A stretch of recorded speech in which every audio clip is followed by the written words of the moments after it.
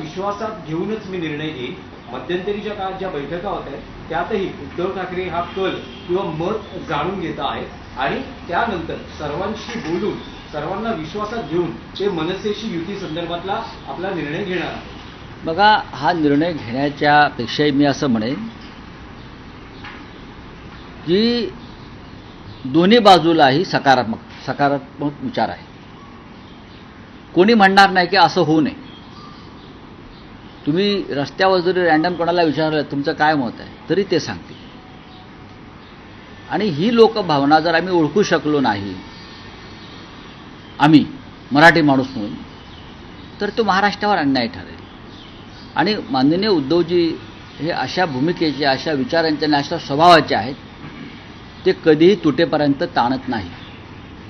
नक्कीच त्यांच्या काही स्पष्ट आणि परखड भूमिका असतात.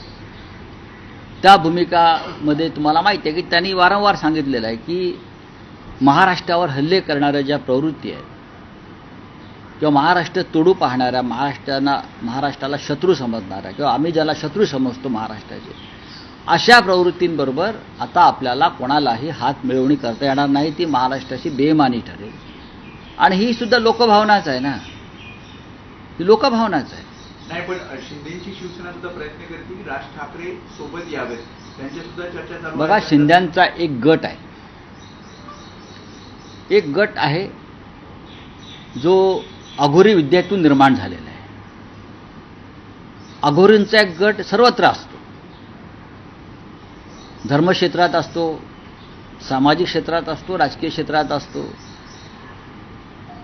त्यांच्याकडे फार गांभीर्यानं पाहण्याची गरज नाही, कारण दिवस रात्र ते अघोरी विद्येमध्ये गुंतलेले असतात. दुसऱ्या